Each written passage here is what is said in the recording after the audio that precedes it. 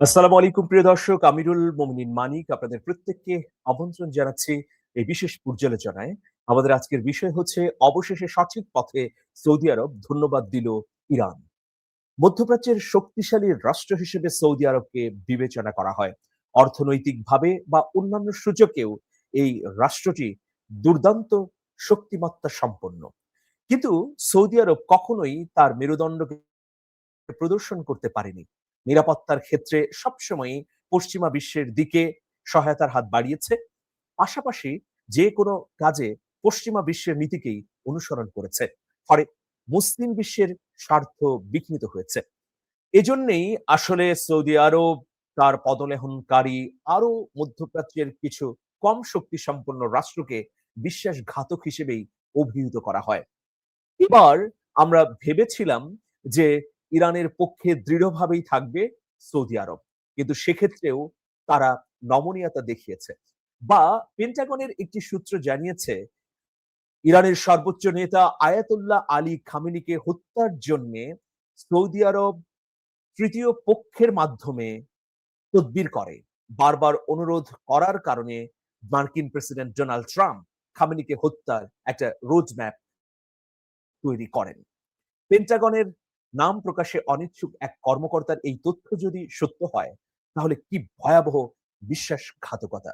অথচ মধ্যপ্রাচ্যের রাষ্ট্রগুলো যদি নিজের পায়ে স্বনির্ভর হয়ে আত্মমর্যাদার সঙ্গে দাঁড়াতে পারত, তাহলে পশ্চিমা বিশ্বের এই অবৈধ অনৈতিক দাদাগিরি বা আধিপত্য তুড়ি দিলেই উড়ে যেত। তো সেটি আসলে হয়নি, এজন্যে আমাদের দুর্ভাগ্যই বলা যায়। এর অন্যতম কারণ হিসেবে অনেকেই বিবেচনা করেন যে মধ্যপ্রাচ্যের শাসকরা জনগণের তোয়াক্কা না করে বছরের পর বছর, যুগের পর যুগ শাসন ক্ষমতায় আছেন। ফলে তারা জনগণকে ভয় পান। এই শাসন ক্ষমতা টিকিয়ে রাখবার জন্য তারা সবসময় পশ্চিমা বিশ্ব, বিশেষ করে মার্কিন যুক্তরাষ্ট্রের সাহায্য সহযোগিতার জন্য মুখিয়ে থাকেন। তো প্রিয় দর্শক, যাই হোক, অবশেষে একটা উদ্যোগ তারা ভালো নিয়েছেন। তারা জনগণের পক্ষে বা মজলুমের পক্ষে একটি উদ্যোগ গ্রহণ করায় ইরানও অভিনন্দন জানিয়েছে সৌদি আরবকে। কি সেই উদ্যোগ সেটা আমরা জানতে চাই এবং পর্যালোচনা করব নিঃসন্দেহে প্রিয় দর্শক। তো দেখুন, যুদ্ধে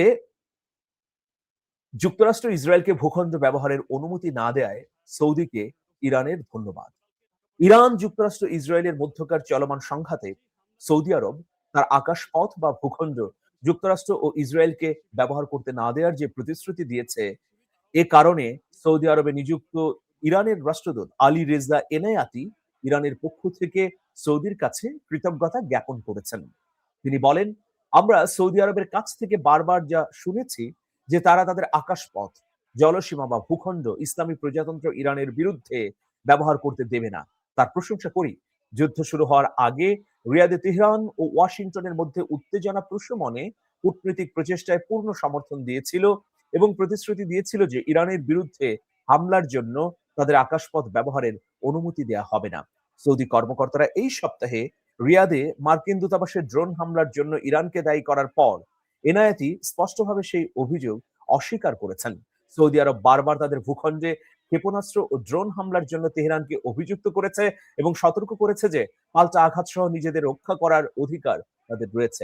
এর আগে মধ্যপ্রাচ্যের অন্যতম বৃহত্তম তেল শোধনাগার রাশ তানুবাতে হামলার বিষয়টিও অস্বীকার করেছিল ইরান।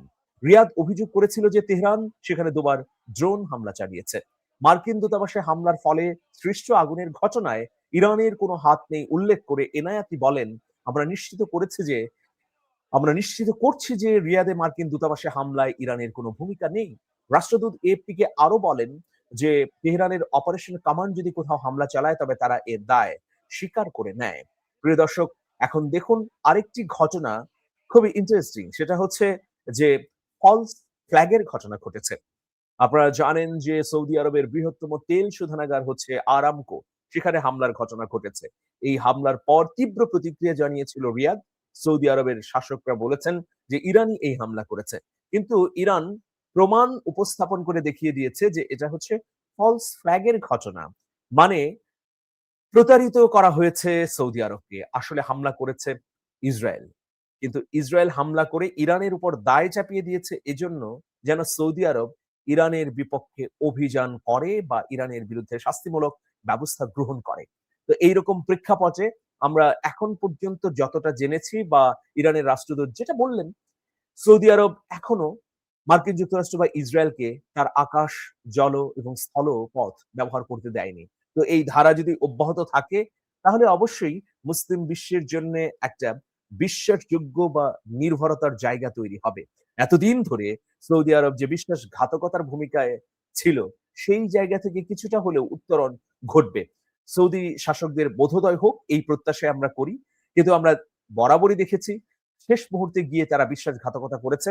মুসলিম বিশ্বের স্বার্থের অনুকূলে থাকেনি। বরং পশ্চিমা বিশ্বের সঙ্গে তারা কিভাবে গাঁটছড়া বাঁধা যায়, প্রতিনিয়ত সেই চেষ্টাই করেছে। অথচ তারা চাইলে তাদের যে অর্থনৈতিক সক্ষমতা আছে, সেটা দিয়ে বিশাল মধ্যপ্রাচ্যে সামরিক প্রতিরক্ষা ব্যবস্থা গড়ে তুলতে পারে। সেখানে সবাই যদি এক প্ল্যাটফর্মে আসে, তাহলে মার্কিন যুক্তরাষ্ট্র বা অন্য যেকোনো রাষ্ট্র চোখ রাঙানি তো দূরের কথা, বরং সবসময় ভয়ে কম্পমান থাকতো।